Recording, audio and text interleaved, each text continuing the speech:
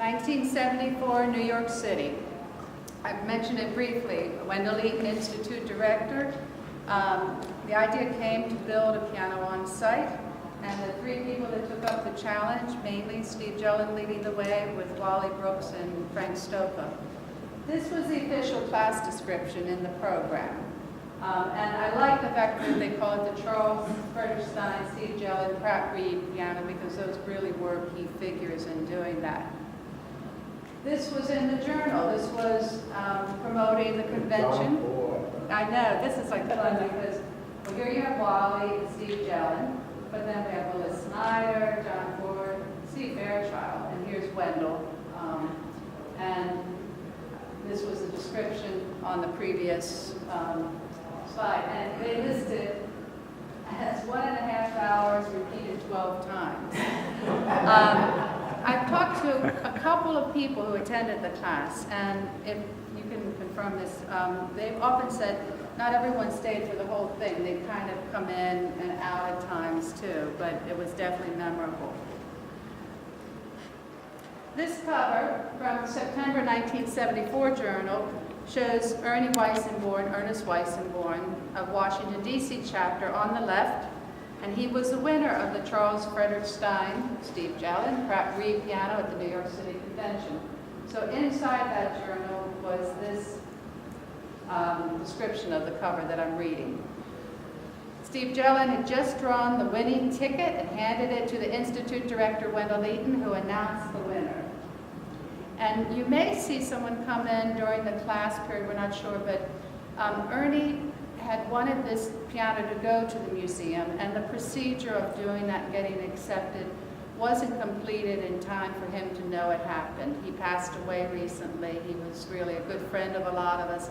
But his wife Ann is attending, and she may come in here. So if you see a woman with lovely silver hair, that would be Ernie's wife, who's going to, she'll definitely be here for the banquet. To Wendell's left, braided hair, is Frank Stopa and Wally. Ernie was a staff technician at Peabody Institute in Baltimore and a former student of Wendell Eaton. And the piano was built by Steve Jellin with the assistance, this we know. The action keys, frame, back, and case were all donated by Pratt Reed, and much of it being original Charles Frederick Stein material that Pratt Reed had acquired and kept in storage. Ronson Piano Hammer Company donated the hammers. I asked Ray if he remembered this because he was still involved, but that was the year he decided to gallivant around Europe, so he didn't tend to remember that. Many long hours and loving work by Steve, Wally, and Frank went into making this instrument a thing of beauty and joy forever.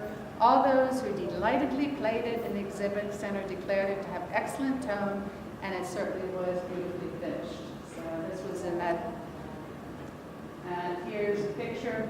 The one sad part is that when the piano was moved from New York City to DC, the movers lost the music rack and the bench. So what is on the piano right now did not come. So when you see the finish on this bench, do not think that that was the work of this group. This was a letter that accompanied the piano.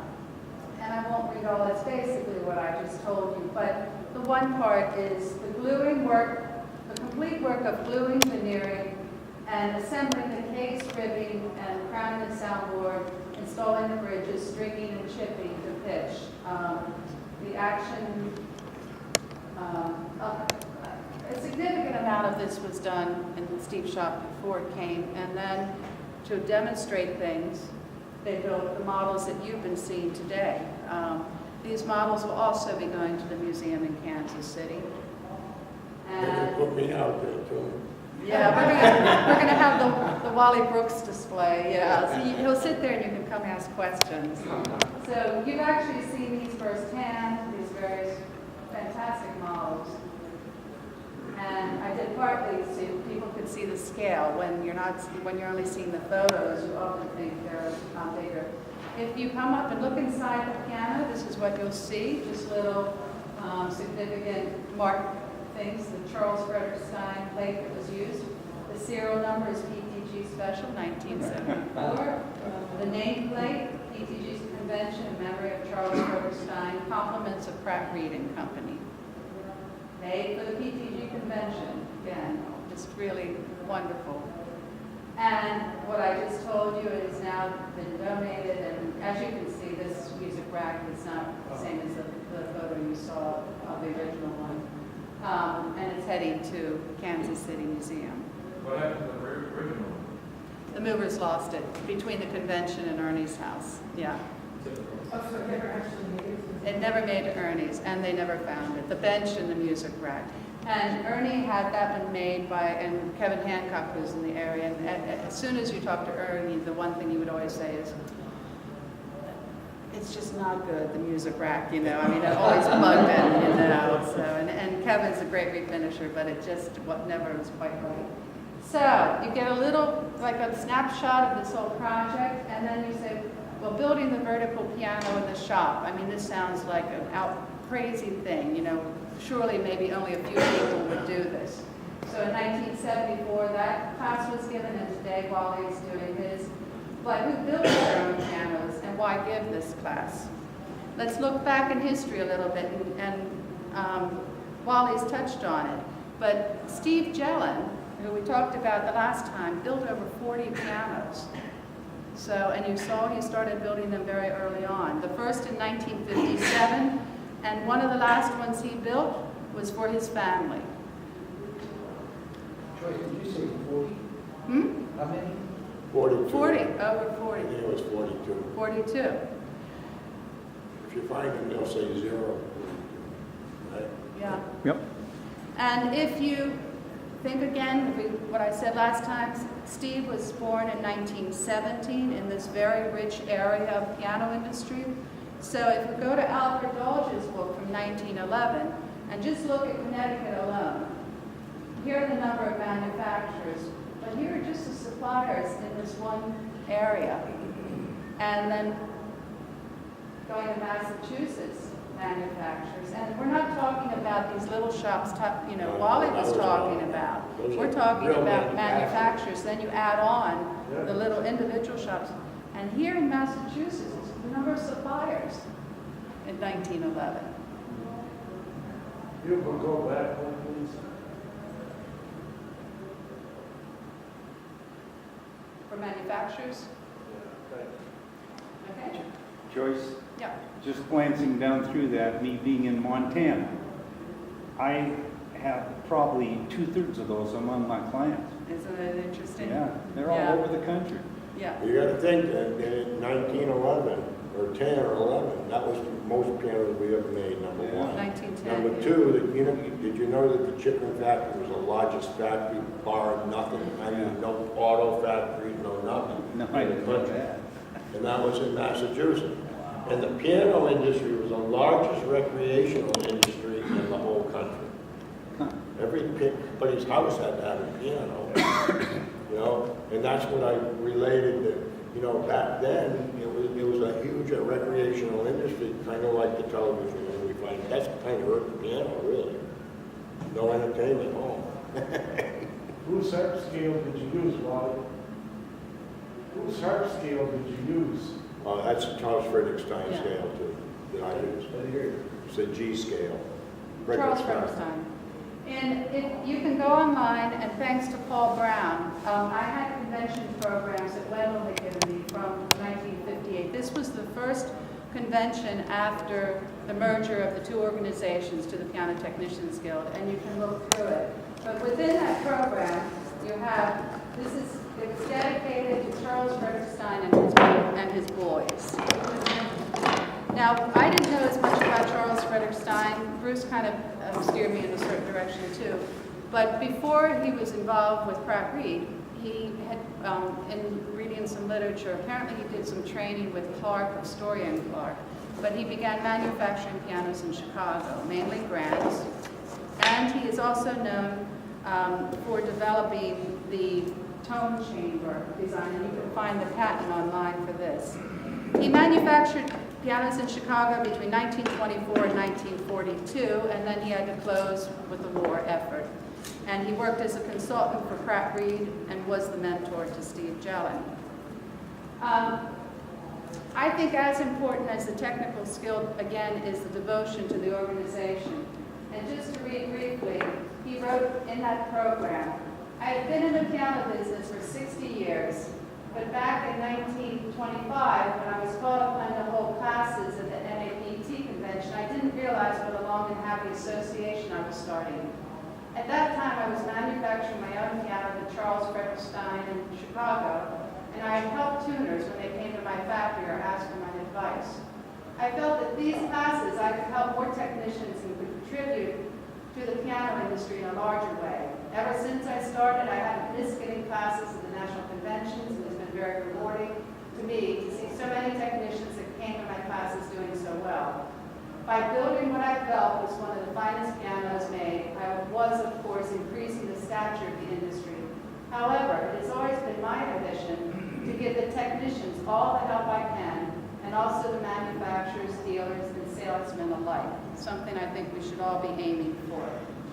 When the war came and I had to close my factory because of government restrictions, I became associated with Pratt Reed and Company as a consultant and technical advisor. They too were interested in the technicians, and so I continue to hold my classes for the technicians. Although I moved back to LaGrange, where I have a small piano research laboratory, I'm still associated with Pratt Reed and Company Inc. as consultant and technical advisor, and I'm always available to the technicians for classes or for help in any capacity of which I am capable. This is the spirit not only of Charles Frederick Stein, it's the spirit of the three others too, and talking about legacy, this is a spirit we want to keep going from generations, certainly, as Rick knows, the spirit of our mentor, Wendell Eaton. Just getting into a little history with Pratt Reed, here in Deep River, Connecticut. But the very beginning of Pratt Reed was not piano actions. Pratt Reed was located just a few miles away from Comstock, Cheney and Company along the Connecticut River, and these two American ivory manufacturers commanded a monopoly on all ivory production in the United States. The area thrived between 1816 to 1938, and at its height, the area employed and housed up to 600 workers. The company began to specialize in manufacturing ivory piano keys in 1839, and eventually piano action mechanisms. Piano part production continued after the war, but the company gradually shifted its focus to manufacturing screwdrivers, and in the late 1980s, ended its piano parts business, closing a facility in central South Carolina. During the initial decade of the 20th century, the annual figure for, and this is actually a man cutting ivory, so if you're trying to figure it out, the annual figure for number of pianos sold exceeded 350,000. So this is annual in the first part of the century. Pratt Reed and Company, along with Comstock, Cheney and Company, supplied the majority of keyboards and actions to the various piano manufacturers, including Baldwin, Chickering, Wurlitzer, Everett, and Sommer. The peak year of production was 1910, and Pratt Reed and Company saw its business income fall by 90% between 1922 and 32, within one decade. And that was the introduction of radios and things. And one can, yes? Was plastic incorporated then, or was it a combination Soon of after. plastic and ivory? At this time, Plastic goes way back. Yeah, but I think it was called something else. Cellulose. Cellulose, yeah. Yeah, It was but the first one. I don't know, in terms of the 20s, you weren't having it. Wasn't it mainly right before World War II? No. all the way back to 18. Oh, okay. Yeah, there was cellulose. Okay. France, yeah. But they only use it for stuff. But the ivory actually started, was part of that Comstock Cheney company. The whole idea of why it came out to be Ivoryton was ivory was used for ballast, believe it or not, in the sailing ships. Because they came over here to the thing, and then to take the weight out, they used to throw it on the backs, and of course, being in New England, you got Connecticut ice, you know, they want to figure out what to do with it. And the actual ivory, she has some pictures, but she has the slide, she'll get it together. Now, you don't have them all here right now, but they made all kinds of things. The first thing were like combs, Right. you know, and then you got to think that we didn't have paper paper things to write notes on. So if you were running a business, we didn't have a computer that we just talked into and said all your business. But when you went out and tuned the piano, you collected this and that. It was on an ivory sheet that you wore in your pocket. And you wrote the note down on it, and then you wiped it off at night. That's how you did your notes. There were like notepads, there were toothpicks and combs, and I can't remember all of them. We don't need to go through it, but there were hundreds of things that were made from the ivory before the teacups.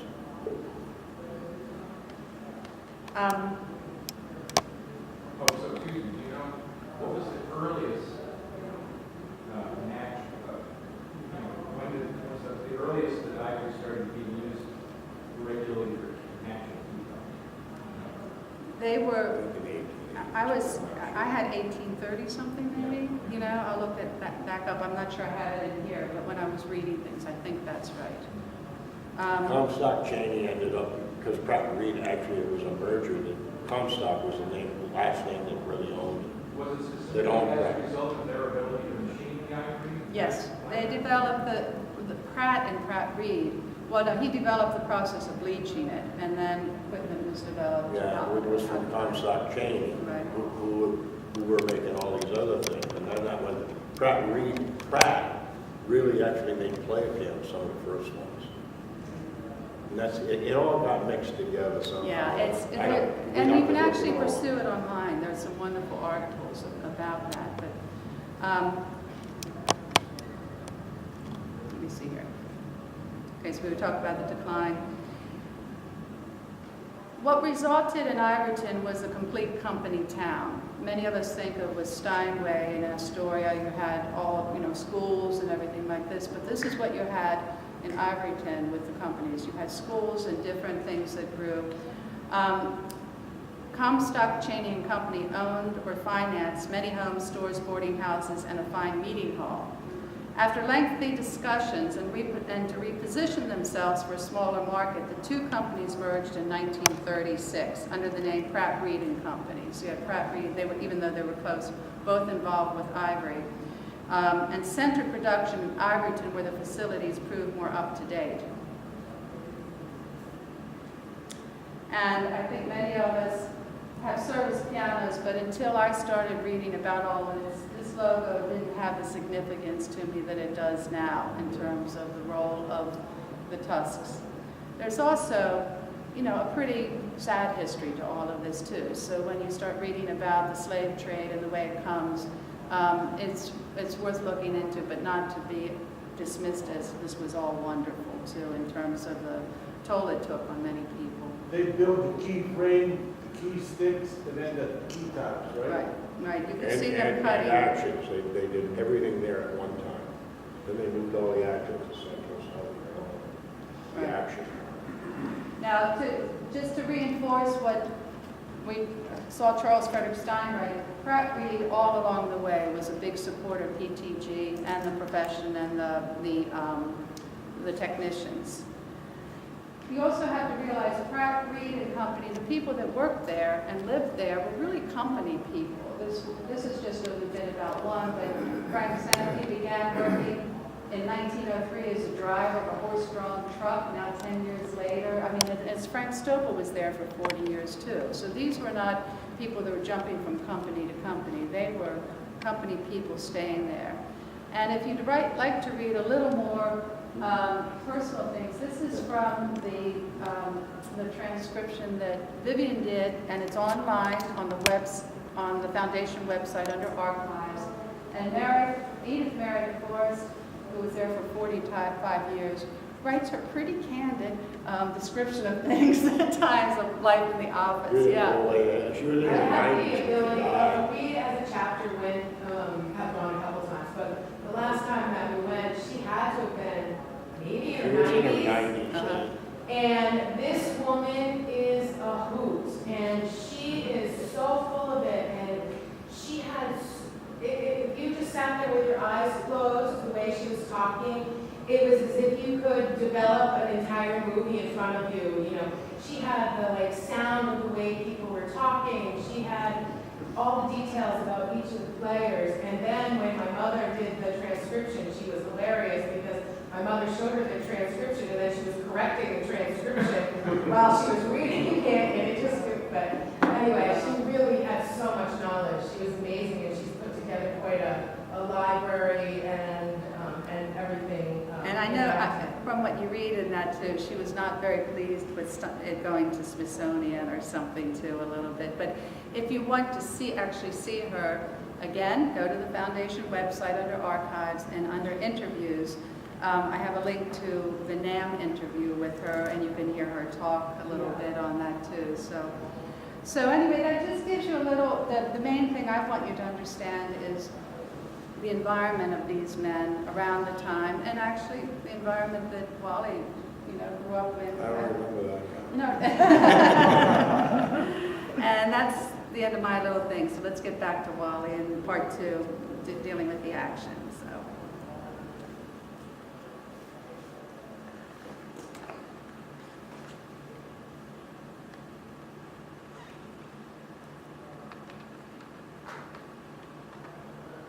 We're back in business.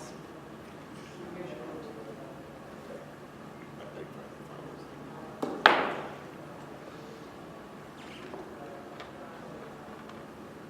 Yeah, this is part of the class because I used to use this picture, but we've kind of been through it. It wasn't really explained what all these are. This is in the Bradbury office. They were giant elephant tusks. They had them in displays. That's why they moved the piano. And basically, you have to understand why Bradbury name came up, because they're the ones that backed everything across. We never got paid or anything. Frank and Steve got money. Steve was a consultant, and Frank worked for him. But I did it for. I guess I got paid in the long run, didn't I? It's something like that. Anyway, let's go. We left it with last time when we got the piano all built, and we could pass the piano back around Jersey. Yeah, I'm sorry. You got to stay to work, This one? Yeah, anyway, have you done the others? Yep, this is the last. Have the other ones gone?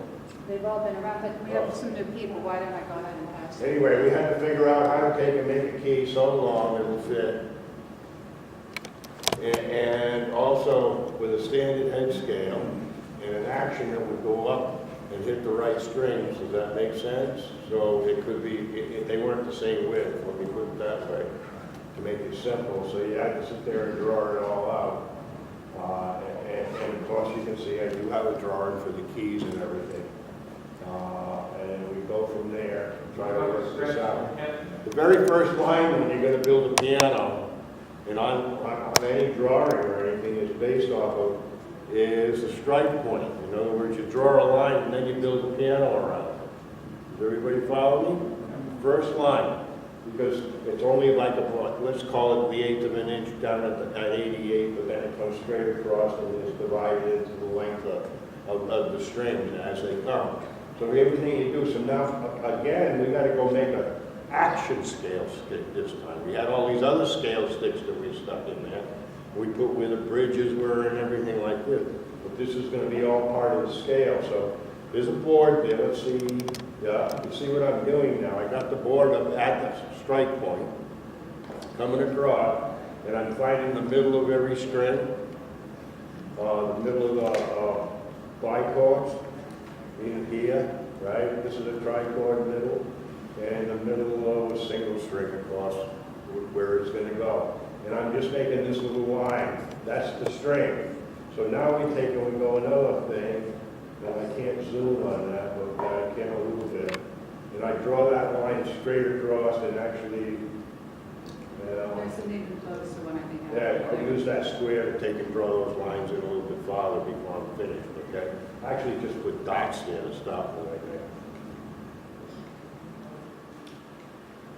Now I take in between each one of them by eye, because they aren't even. If you've got a Yamaha, that's what they're even. It's all done with a laser and a CNC machine, and everything's laid out by computer so that you can take one key out of any model piano and put it in another one. keys weren't made that way. Almost every piano ended up to be semi-individual. Okay, so you can't just take the key out, even though it's the same model piano, and do it, you have to make it thing. So, now I know where that is. This heel line that I'm putting in is gonna be the side of the keys. Does everybody follow me? Meaning, the line I'm putting a line right here in the middle, right here in the middle, okay? Now I got two sides to the key. The one that's here is gonna go up and go straight and go to the string, to the middle of the string. Does that make sense? Where the hammer's gonna hit. So that's how the action's laid out. So this is what everything's based off of. So I'm gonna take that, and I'm gonna make a set of keys first. Now they did give me a key blank, as you saw it, okay? And I had to cut it to the right length that I'm gonna make the active set of keys. And from there, we cut that, and then we have to bevel it down because it's only a 40-inch piano, just like the one that's over here. And it has that switched action called the compressed action. It has two action, I think it's a number. And so, and then the keys are done. Now, you've actually seen spinets out there, and you might have been tuning, and they could be in a console with a drop key that comes down. The key actually comes to here, and then it has a piece of wood that goes down, and the capstan's sitting over here. Does everybody know what I mean? That has a full-size action in it. That's not a real bad thing, other than it doesn't work. You understand what I mean by a full-size, upright action, actually, okay? U2 action. Okay, so here we're going to put the compressed action in. Of course, I got conned into some experimental stuff sometimes with this too, because they were paying kind of for it. But anyway, we're going to do that. Now, we have to start with one end. You know, this is a standard head scale. The standard head scale looks like this. That's, of course, a sharp, and this is the C note, the G note, and so forth. Does everybody follow that? And that's a standard length, so that a standard C to C octave or something is going to be the same on every piano. That's the front of the keys. Okay, we're going to stop with actually one line where the key is going to stop from the front. And I'm not teaching you how to build a set of keys. I want you to know how a set of keys is built. It's a little different one way or another. Okay, I don't have time to do that yet. How I laid it out, simplest, easiest way to do a standard head scale is a standard set of plastic key tops is a standard head scale, okay? And I just laid them up and kept going, drawing them out. Did everybody follow me? So, well, one way to do it is with the head scale, which you can still see is right here. Okay, like go. Let's see what I missed. I was real fast. Nothing. Then we had to have the length of the key. Across the amp, the best length of the key is like 16 inches, but everything of course keeps getting shortened up here. So this compromise is done when we do that. So the full length of the key is really from the wood to where the capstan is going to go, okay? The front of the length of the key is from the front of the wood, not the front of the key covering. Meaning the front key covering, that's not part of it, okay? This is the actual layout, anyway. All right? And then it comes up, and now we have to find out where the sharps are going to go and the naturals. And on this particular length key, it comes out that you need them 21, 30 seconds difference between the natural keys and the sharp keys or black keys. Those are going to be balance rail. That's the balance, where the balance is going to be. This is the balance. The front of the key's down in here. Yeah. Everybody okay with me? Okay, then we have to keep going with that. And then it goes all the way back to where the capstan line is going to be. So that's a basic 3 parts of it. So now we have to draw it together, but we got to set a front, meaning the key scale, meaning the keys where they are this wide, and then the action's out here this wide. So now we gotta figure out how to do that. And that's a lot of grain that's kind of throwing you out. Here's that action scale when I got finished, okay? I had a full line drawn through, and that's the sides of the key.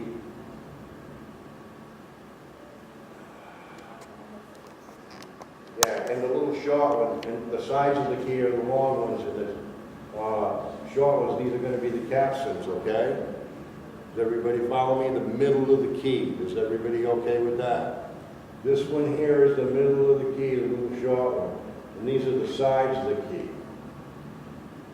This is at the back of the key also. Okay, now we've got started, and we draw the fronts, this is at the back end of the key. Capstan line, and this comes in here, and then that's called the back square off is what it's going to end up being called. It comes into here. Does everybody follow that? Okay. Now you've all seen a Wurlitzer key that goes off and it comes up here to the front because they have to go in straight, and then it just goes off at an angle. It goes all the way to the back to the capstan.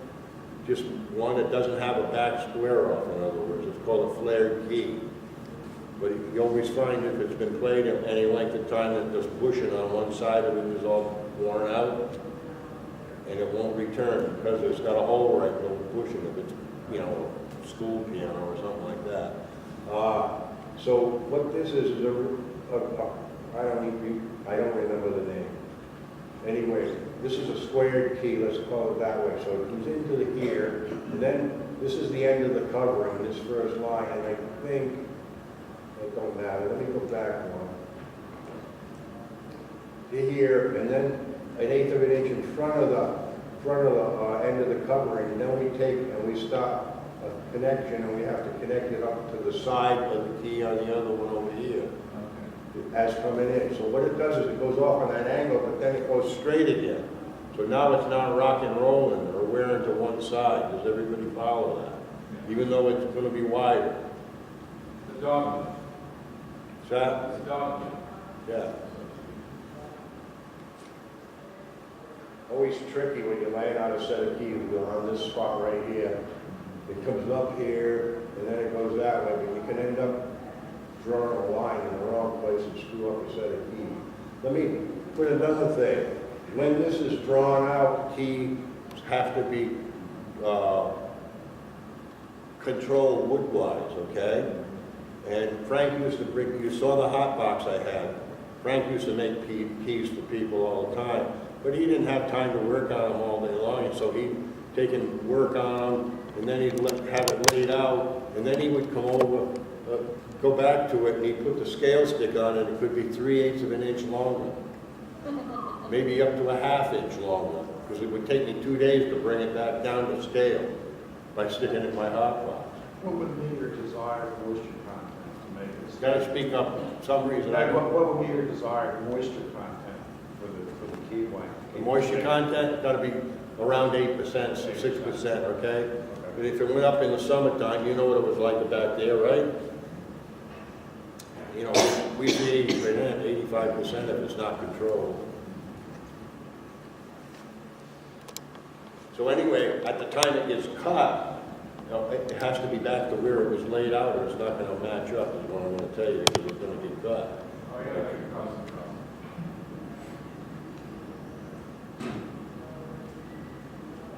You know, I don't have that board. You didn't get that board, or we don't have it, or is it in a box, maybe? It looks to be missing. I don't care here, I care for it in there. Okay, I care for it at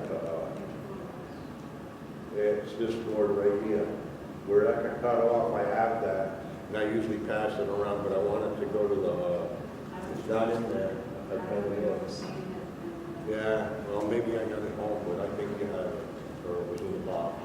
Anyhow, I can't quite read these, but I can tell you, but point to you quick. The first of all, this line right here, that's going to be the front rail pins. Does everybody follow me? That line there, everybody, you know, I always thought, when I first started, first of all, I thought a soundboard was this thick, because I never really could see on the two sides of it, you know. I'm talking, I'm 7 years old, I started working on it again. And I always, you have in this mind when you don't know about manufacturing, oh, they just make one key at a time and they dribble them out, and well, hardly anything's done one at a time, really, okay? All right, so now we said that there line, see, this is the ends of the sharps, and this line across here is the front pins on the sharps, okay? The back of the key covering, the back, and then we put this extra little 1/8 of an inch in, and then we go to the square off, and then that runs on that angle, and then squares off the other way. Does everybody understand what the flare? Okay? And of course the balance rail pins lie. Capstan lie. Important, you got most of the importance, okay? A key frame, which again was given to me, but you have to still make it up, okay? Meet them to the right size that you're working with and so forth. Okay, and then a set of keys with them all laid out. That's what has to happen. It has to be put to that key frame, and that's why it has to be under control how long it grows. Don't forget, the keys are going this way, so it grows long more than it goes this way, the width-wise. Okay, so I'll make a pin again, and make sure it goes back with it. Measure into the front pins, and this is some pictures of Frank Stoker on. This is actually my drill press, and we're drilling the front key pins, okay? Looks like the ones for the sharps, is what I would tell you. That's just a little hole down, there's a stop in the back here, keep it from moving around while I'm at it. Now, I had to go to Frank's because I didn't have a radial arm drill press that would reach out to the middle, to the balance rail. I didn't have enough throw on they only have 8 inches. Does everybody know what I mean? Okay, and don't forget what we're doing is we're drilling right down. That key thing was the big set of keys.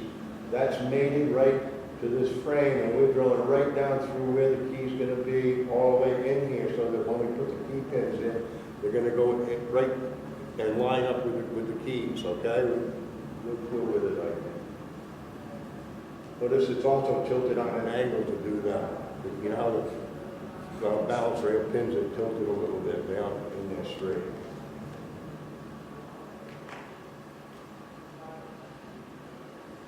Up where the sharps are, okay, where the sharp meets the white, on both sides we end up with a stop to do this so that we can find it.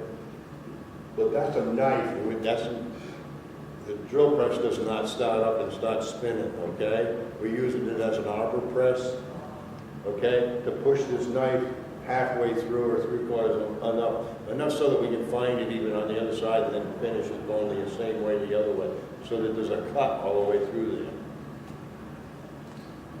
That is at the front of the key where Front of the sharp key. Okay, yeah. Front of the sharp in the notch. If I said that, does that make sense? Yep. Okay, and now what we're doing is we have another board on the front side, and this would be with Frank's router again, because of the length to get to that big table, okay, that worked, okay? And what we're doing is with a router going in the hole that we drilled through for the front pin and the balance rail pin. And the balance rail pin, no, we use buttons in a minute, okay? On the front pin, and slide it back and forth that little bit. There's that little bit of space to make that little notch, okay? So you got something that looks like this. Of course, we do it again. This is the bottom, of course, okay? You do it again for these, for the sharps.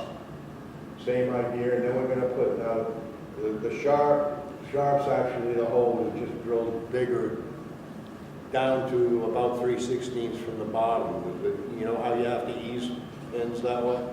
Ease keys so that they don't stick? Yeah.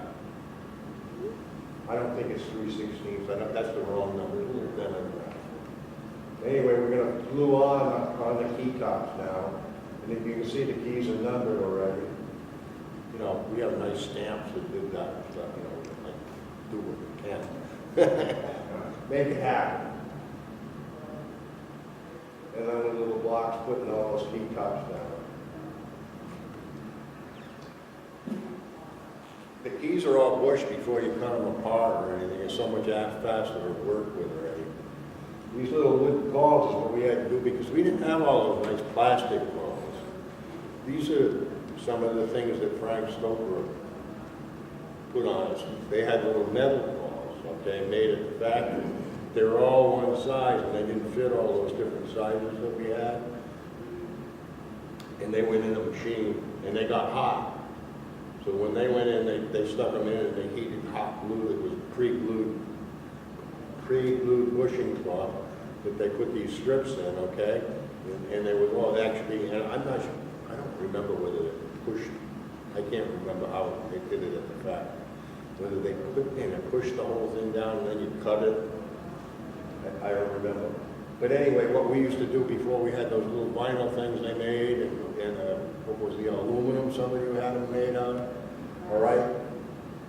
I used to have to cut them out of hardwood. I'd make hardwood strips and cut them on my table saw, and then we'd sit there and mic them all so that we had all these coffee cans. There they are right back there, like this, okay? One says 141, one says 143, and that means one side or the other.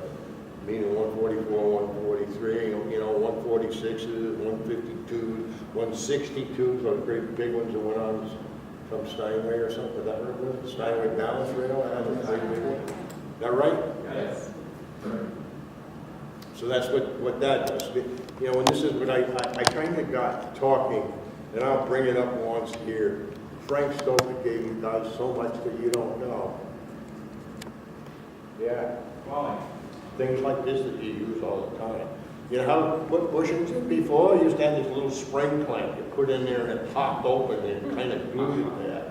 It didn't size it or anything like that. You could never get them eased or so they worked or anything. It was just a way to glue them in. When I started making the action calls, I consulted with Frank on that. Yeah. He told me how he eventually came up with this, it was a steel call made out of a special, very hard metal when you heat it up. And then you would have a little, for the shoulders, a little curve. Yeah. And you would hone that sharply. Well, yeah, you could tap that down and then and make it tighten up. Right. You know, and there was a tool made out that way when you got finished. So it kind of, but there's lots of other little things that Frank did. And I talked to you. You notice when Joyce showed the three of us, me and Steve got all those awards. He only ever got a man of note when I did. He should be up on the wall. In a Hall of Famer.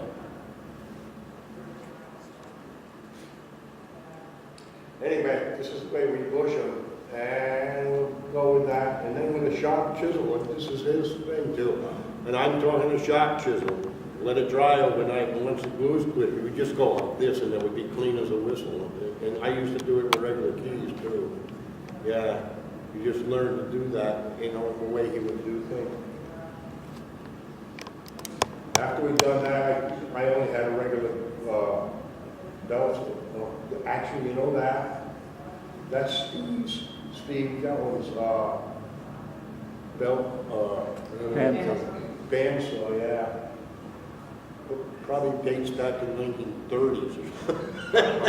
I don't know. He would have bought it used, probably, you know. I don't know. Maybe it's something in the 40s. Anyway, cut it in chunks, in other words, right off, so I had something to handle. Meaning down between the E and the F, so I can go all the way through and out. There's no sharp in the way. So now I got to move, you know, into some kind of octaves that you can handle, and then you have to cut it there as there. It looks like maybe I use C and D. Then you cut them off. After we got them all cut off, you can see they basically clamp back together. And then we draw a line all the way down that using regular replacement key buttons. Now at the factory, because you're building that 100 sets at a time, okay, they would have a set of key buttons that are all made for that scale. Be all on the straight line and everything, it would all fit. And they put that all together, glue it all down before the keys were cut.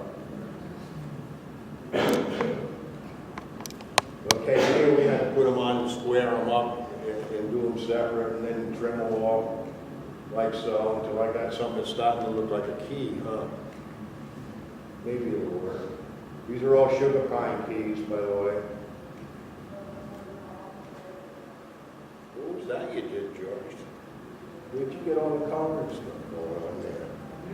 That's not Miss Laurie.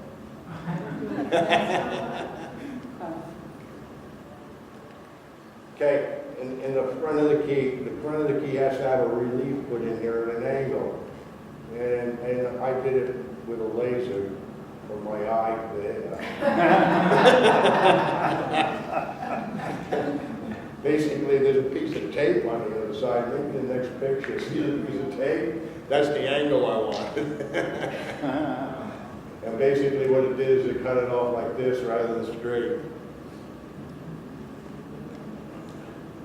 Then they're blacked out.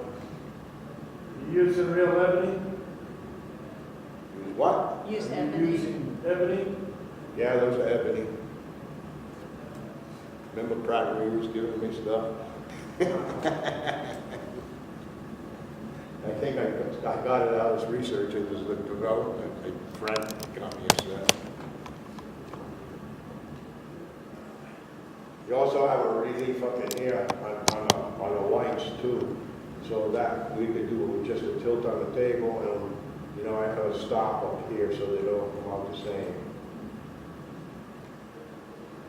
Sanding. Oh, I thought I was going to be cool because you know there's a first set of keys in there.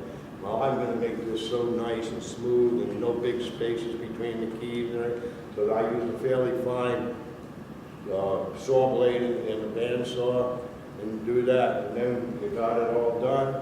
It was cool, except when you went like this across the keys, they all bang each other. So there is a space between them for a reason. Meaning, yeah, you can make it better looking, but it's not mechanically better, okay? Because you have to have a little tiny bit of play in that front bushing, you know, so it's not sticking. Okay, capsules, the way we do it is we just tap them. One smack just to kind of give them a touch. And I don't know, I'm going to tell you, because I don't think the slide's here. From there, I took probably a 3/8 dowel, and I took it and put it in my drill press. And I got it spinning, and I took a piece of sandpaper probably and just hollowed the bottom out slightly, and then glued a piece of buckskin on it. Okay, and then you can set the stop up on the drill press to the height that I wanted the capsules to go after I probably either cranked one or whatever, or spun one down. And I put the stop on, and we stopped up the drill press, and as soon as we hit it hard enough, those would turn right in. Actually, they have a little wax on it. Meaning before they were plugged in there, I run them across a beeswax or something so that they spin in fairly easy. Okay, so that's how you got them all into a height to stop with. Balance round pins are like the same thing, but this is the height I want, so I put them in and then I just tap them down until they hit the wood. They're going to all come out the same height. And you start to make a set of keys.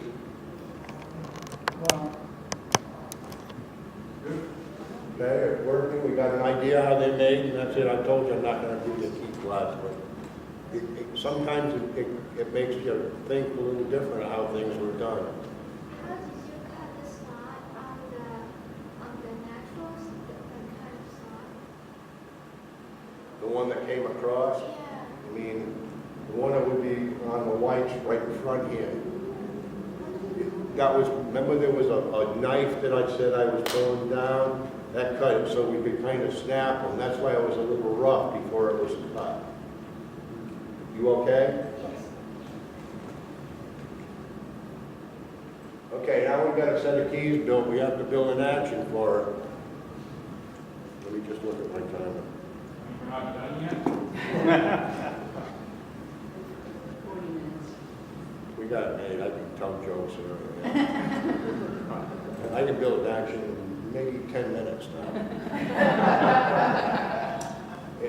Really, I had built some actions probably by this time anyway, or maybe not, I don't remember. I knew how they were made for sure. And I always had Frank to lean on. But, you know, when I say that, after doing this would have been pretty early. This was 78, 80 about this time, because I finished it in 1980. And about then, we really didn't have, you know, there was no Steinway parts like Melanie can sell you now or anybody else has. The Tokiwa, it's not Tokiwa, it actually makes it, but they're Japanese parts and they're pretty darn decent. And even the same thing with Grand Action, you know, we didn't have Grand Action parts. Steinway always sold them to you. You know, but they were the ones out of the barrel that were rejects, you swear, because if you put them on the shank, you had to put 80 grit paper over one side or another to make it come up close to it. It was great. It was pretty bad stuff. I think anybody that worked back all through the late 70s and 80s, they know the kind of garbage that we're talking about. 6 pieces of travel. It was garbage, right? That's all it was. It was somebody's garbage. And we took it. You know, when I learned how to do the upright, it was the same type of thing of what we're going to see how the upright action's made as a Grand Action. So then we started getting a kit that would come through with rails like what I have here, and we're going to pass you around, okay? And this is a molding rail that you kind of figure it out. One side's where the whippings are going to get put on, all right? And up in here are maybe all the butts are going to be screwed on. You know, they're just long rails, and then you guys figure this one out as it comes by. And yeah, don't you think that way? Yeah. I had Joyce sitting there scratching her head. Trying to do it. Anyway, let's build an action, and this is how it goes together. We're not making the action parts. We're making the action fit of two fit in a piano. Back to that stick.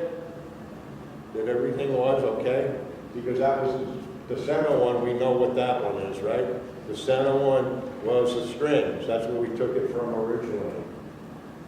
Yeah, so we put it on one of those moldings that come out, which is the base mold and then an upright action. Okay, and we just have to stop someplace, and we have to transfer all of those middle lines, and it's back here. With a little dot, that's all we have to put on there, just a dot on the, you know where a flange goes on and the flange goes this way and there's a little cut, with a little mortise, I guess, would be the word to use, several. Okay, so that's where we have to put the dot, meaning like here, see the dots? Maybe that was just dirt, I don't know. Okay, now you can see where they are, okay, because I'm putting a square on here, I'm going to put them all. That's going to be the center screw hole where the butts are going to go on. And the same screw hole in the same line as where the whippets are going to get screwed on. Does that make sense so far? Yeah. Now, there's another part that has to go on there. What's that? Brackets. Damper? Brackets got to go on there. But there's another part, the dampers, right? The dampers have to go on there. So now you have the butts, and you know where the dampers fall, right in front of where the butts are, right? Has everybody got that? So do you think we can get a screw down for the damper right into where the butt screw in here? Meaning the butt screw in here, we can't put another screw right on top of it. No, that would interfere. So what happens is they're shifted over one half, meaning the same thing as the side of a hammer. That's why lots of times you gotta come up and make more phony bends than you think, okay, because it's not really lined up. So anyway, you got that idea in your head, so if I miss it, yeah. I told you I had to do some experimental stuff because they wanted this. They've been being bugged to take and make a European type butt with a European spring, you know, rather than a spring rail. I would prefer a spring rail. You can adjust this. And that's what I could do, you know, on that piano still to this day, but it gets touchy. You regulate it down soft enough and you get a double repetition action because the jack pushes it forward and jumps right under you, so it's a very fast action until it gets humid. That's one of the reasons for the little European spring. And the same thing can be done with your spring rail. It's soft. You know, a lot of people think they have a trouble with the jacks going down behind and back and returning, let's put it that way, right? The jack returning, so you tighten up the return spring because it won't repeat. You gotta make it softer. If the return spring's stronger than the jack spring, it won't repeat. So the return spring has to be weaker than the jack spring, meaning the jack spring, everybody understands what I mean? And here you could make that weak enough so that the hammer would actually still come back. But when you let your key up slowly, the jack spring would push the hammer back forward and fall under. But the problem with the piano is over at Pratt Rig, we had a room that was a quarter of the size of this. It was a big freezer, let me put it that way. You know what, like a freezer unit? It wasn't cold or anything, but it had all these actions going in there. It was all soundproof. Because they had to put 10,000 blows or some certain number of blows, and they'd run from 6 or 8 months. Because anything that they put out had to wear for 10-year warranty, which is 8 hours a day for 10 years. 8 hours every day for 10 years. Okay, whatever blows they figured they could get going. And they had these machines that are on like a crankshaft on a car, a camshaft it would be called, right? And the cam would keep going over and he'd go, but really most of the time they were only doing 10 notes or something on an action model. But that meant bushing cloth, butt felts, any kind of cloth or anything that was in there. A spring like this had to hold up and still be regulated after 5 years. Well, these wouldn't stay there. I mean, that's, and that's kind of the same idea with that action right over there, that little contract. It's a little bit of a touchy action. Not as bad as some of the European ones, believe it or not. They're even worse, okay? Meaning you have to have them right on, and they're good, but you have to have them also figured out so that they can be way off and still play. Does that make sense at all? You understand what I mean? Sure. So they gotta last for that, because a piano's a different thing. It's not like the refrigerator that just shuts off. We know that we can go to a 30-year-old piano and still play it, but it could be made a lot better if you go spend 6 hours on it too, right? Okay, so after we've done that, I've taken, and notice I have that's another set of marking tools, okay? But I got that pushed forward a little bit so that little mark is going to be on the low side, pushing the flames down against that little backstop. Does everybody follow me? So I just want to not the center but crowded, okay? All right, so now all I got to do is really find one. Because now it's just going to be up against the stop where that hole was. Does everybody follow me? See this stop here? And I just have to slide along and hit those holes. Or hit the marks. I don't even have holes. I don't have to mark every one, just one to get started. Until I have something that starts to look like an action. Yes, you have to put the brackets on. But that's where the X's were on the stick. Does everybody follow me? Yeah. Hook up the bridle straps.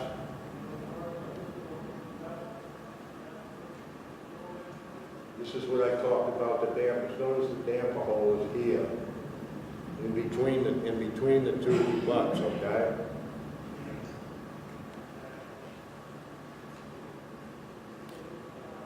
Let off rails. So you learn how to make all of this stuff, so all of a sudden it was easier to do things. From the rest of my life, you wondered why I could just go do things. Well, you had to do it after this, once you got that background. I'm not late, am Half an hour. I? Okay, so, Rick, basically, see that picture there? At a piano company, that's what you receive in a box. It doesn't have hammers on it, it doesn't have a rest rail on it, it doesn't have any of that kind of stuff, okay? That's exactly how a company receives an action. It's not all together like we used to see it.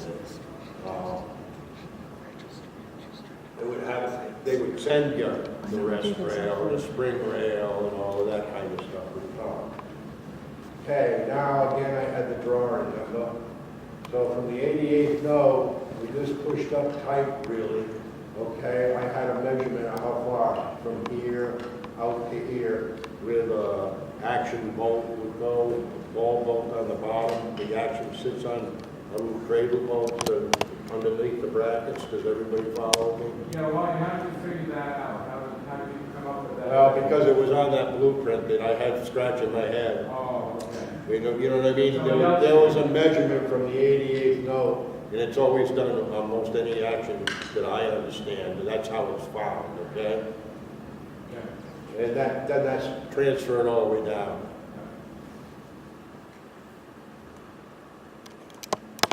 They drill it up, you can see they've been put in now, okay, on a line.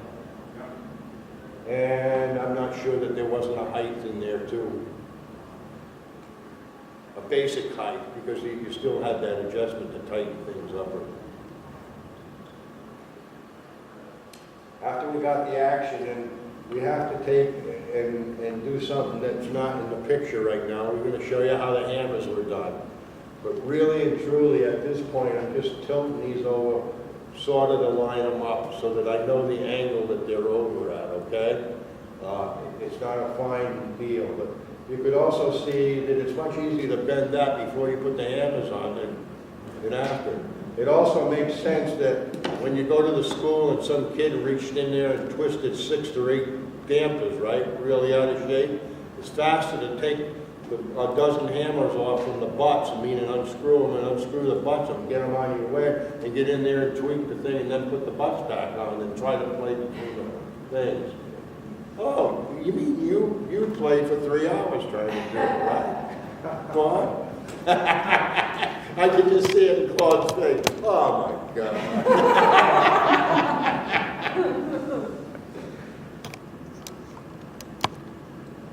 Okay.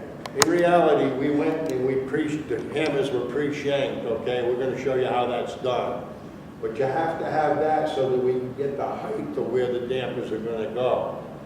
You follow me? Yeah. And that's already been figured out, the length of that, but that's how far that hammer is along, but it would be in a separate thing.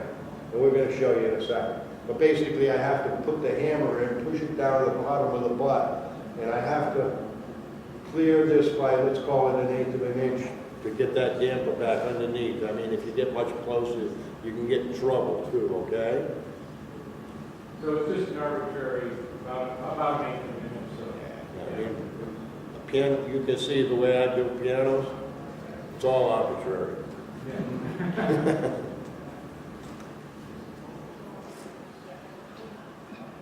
But I'm going to go back one.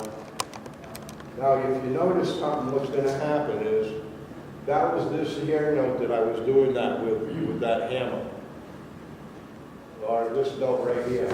Everybody got that? Because these here notes are going to get done different because of these two.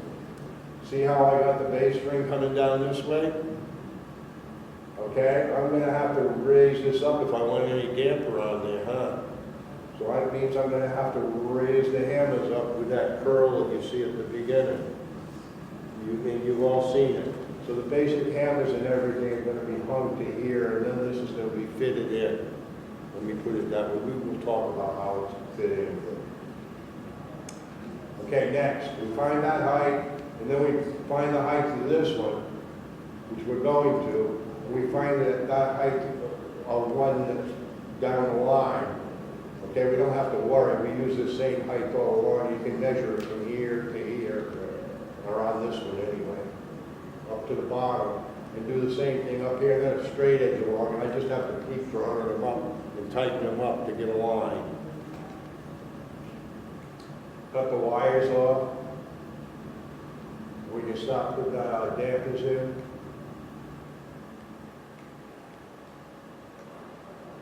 You can see I fit the dampers in first here now. This was the last one, but now they climb up, and then the last couple, of course, they're bicords, so they have a different felt on it. Notice there's a phony pedal put down the bottom here. It's on a little truck that has a pedal on it, meaning a board that has a pedal on it. Because I want to take and be able to regulate my lift on my dampers and everything before, at this point anyway, before the hammers are in the way. Does that make sense? All right, how do you figure out that specific point where, you know, to get the lift so that everything would work later when you get the keys handed? Well, you can adjust, there's a lot of adjustment in a pedal. It's not, I mean, this thing's got a pedal brace going over. It's very similar to when it gets put in. Okay? So right now you're just looking for even lift. What? Even lift across the board. No, we want it to lift. That's why I have to do it with the pedal. Right. Okay? I could do it with spring if I had two people, somebody pulling a lever up or something. You got the picture. Got to be done that way. Okay, this is how the hammers got done now. You recognizing this, Owen? Okay, so you take, and Owen started out a few weeks ago, and that's what he started out doing with Melanie, is drilling out upright hammers and then shanking them and so forth, and now we've been doing hanging grand hammers too. But anyway, a knurling machine to get all the shanks the same size, really. And also the little bruisers, so that you have a place for the glue to go. Meaning more wood area to glue to or something. I don't know what else to call it. The old jig, okay, that's what he was using. The Charles Frederick Stein's jig I was given it. We still use that jig. You still use it? That's what they do, yeah. Anyway, you can make a jig like this, but basically you can see it's maybe piano parts, action bolt, okay, and the action nuts that go on the end of the bolt, and some wood, put it together, and basically it comes up, and then these come forward, and they catch the shoulder. You set up two of them, and make sure you've got the right pitch in the hammer on the end ones, and that's for the bass run, and then you set up the same thing on the treble. That gives you a better picture. The bass comes in here, or the bass, the butt end of the hammer, let's put it that way. Okay, come in here, and it goes against that. I don't know what, these look like they could be rounds in here, but I'm not sure.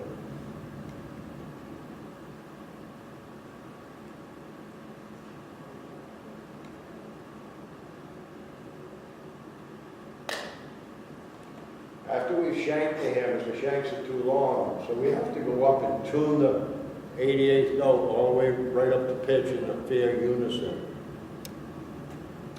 And at the 88th note, we know it's somewhere between a 1/16 of an eighth of an inch or so below the V bar.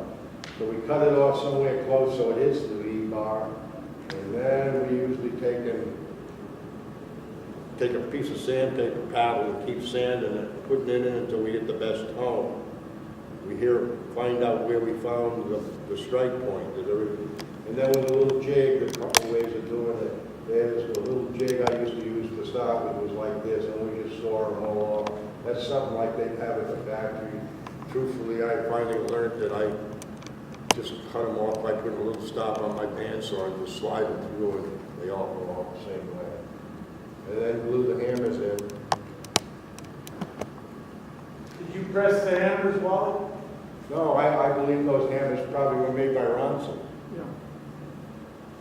I'm practically sure, actually, because that's who they were the biggies. Why did you go steel strings at the tenor break?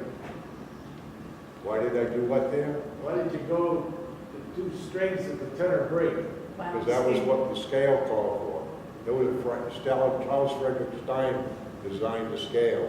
It's aluminum Just to wrap. get a bigger string and enough weight so that you're ready to go in and it gets a nicer break. So you don't go just from plain. First of all, anytime you go across the break, you have a strange sound. Like maybe it was you that asked me about, or somebody asked me back here about the notch in the bridge. going down. If you just have a straight bridge and they're not connected, you'll have a definite tone difference from one side to the other of the strut. The same thing going from a tenor down to the bass, you have to have some way to make it all blend together. So, and if you notice there's something else that you didn't catch.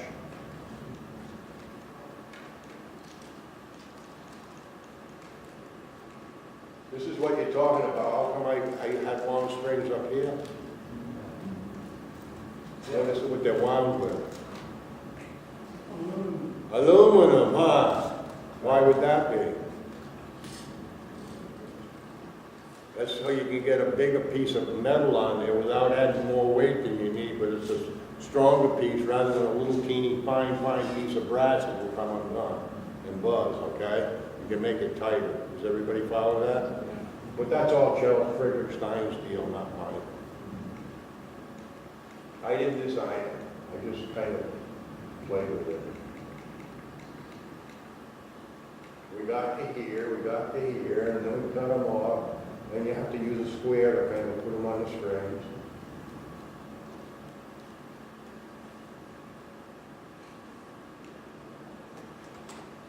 Then you got to go under and reach the spoon. You have to make a tool for every piano that you ever work on. Yeah. Just want to point on the travel. I was in a class the other day, and the instructor was mentioning some, I think it was Bruce. You have to Park, speak that's up, all. Parker. Yeah, Bruce Park was mentioning sometimes hammering down, don't actually travel straight the way you think. They have to be arced. Yeah, yeah. But this piece that we're going down, you know, I told you about the girls at Kimball. They could do 100 pianos a day, and they can. It was amazing. They didn't do 100 every day, you know. But I asked the girl, well, what's the most you've ever done? And she told me 130 pianos in a day. I said to Dan, no, she actually said she had most of the girls that worked there, which they just happened to be girls, and I'm not saying that, but that's because they worked with their hands so well. They would do multi-things. They might put hammers in, you know, be at the hammer line, put hammers in all the pianos they're going to get out that day or whatever they were making. And then they might move over to the damper line, or wherever they could move around. Unlike the Soma factory, did you work there, Parker? Too? Yeah. And at the Soma factory, they had regulation 1, 2, and 3 on the grand line. Nobody ever learned all 3, they only could learn 2. Right? I never worked in the regulation. Oh, you worked in the upright. upright, yeah. But it was Soma piano. Anyway, after I did this, because I was a piano tuner and I didn't regulate 130 of them a day, after you got one, you take and you just bend all the spoons back a big ways, and then you pop the jack, and you push it all the way up, and all the lift will come out almost out of the money. Meaning, what would happen is I would put a screwdriver through to the damper, and they're little short, brand new dampers, and then they don't break. You do this on an old upright or some cheap piano, you're going to break dampers. But anyway, I would reach through with a screwdriver and push it against the damper, right where the damper spring, return spring is, and pick up the whip end so that the spoon went out and went against the damper, and it bend back, and then you go like that, and it'll be lifting just about, you know, 3/8 of the distance coming out with a key. And then you can go tweak it if you want, but not that way.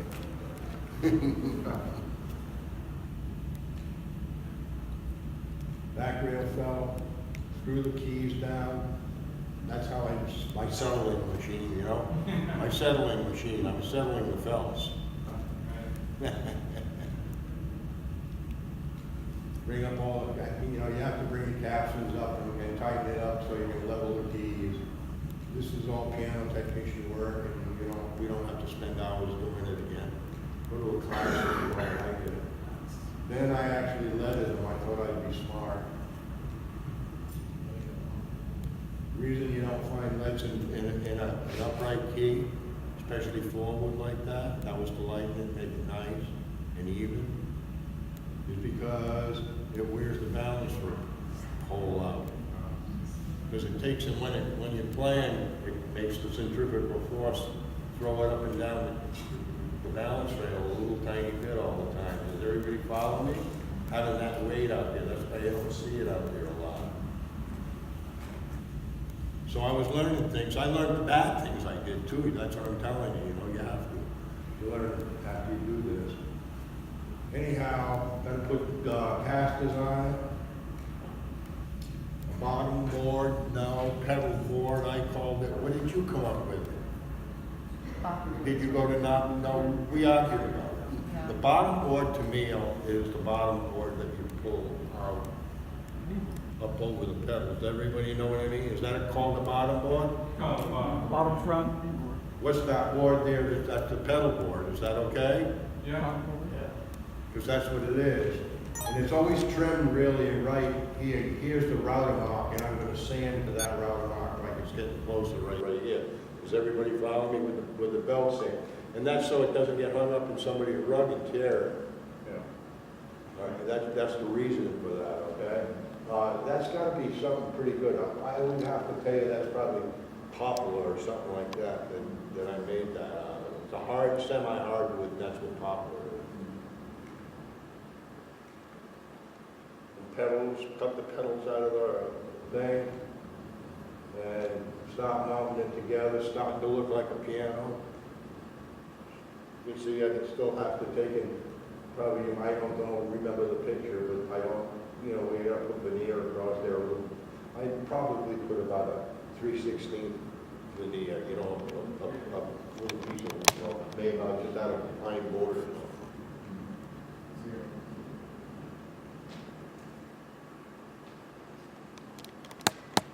And basically, that's the piano case that I put together for it to make it. And that was kind of rushed to fly through, get it done, because I learned what I had to learn, and I wasn't getting paid for this deal again. And Melanie leads still. Were you successful in making all the case parts out of one sheet of plywood? Yeah.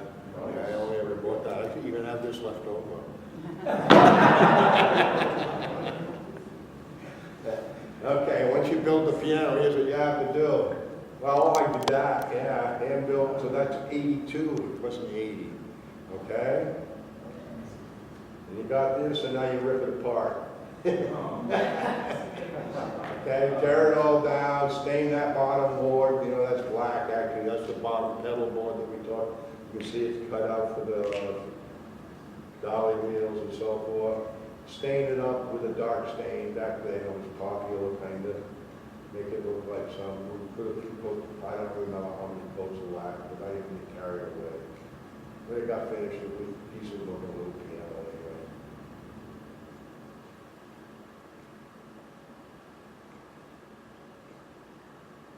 Put your name on it when it's finished.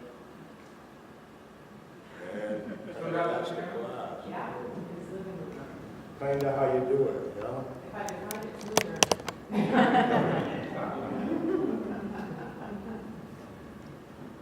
That's it. You want a couple minutes? Just a couple minutes. Oh, she just stepped out for a second. Well, she'll come. Ann Weissenborn just arrived. This is Ernie's wife who has donated the piano to the museum.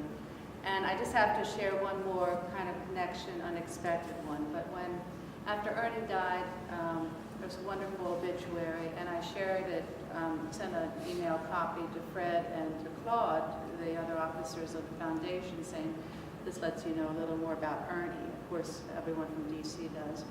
And Fred immediately kind of wrote back and goes, I can't believe it. Ernie taught at Western College, was it? Western College. That's where my father taught. Yeah. And not only did his father teach there, Fred was a little boy there. And when I said something to Anne, she goes, oh, little Freddie Sturm, I remember. and this is the first time they will have seen each other since then. So let me get her from the hallway and we can thank her for the piano, and I'll be right back. She was coughing, so she didn't want to. So, Wally, how long were you on this project? I look like, I would have to say I did it over about 4 years, but I would tell you that I could make it in 3 weeks. 3 or 4 weeks. You want to go up and play that piano again for us? Yeah, just go up. Was it somebody, could I interview that? Did a nice little job for us. Just, whack us up while so we can make a music.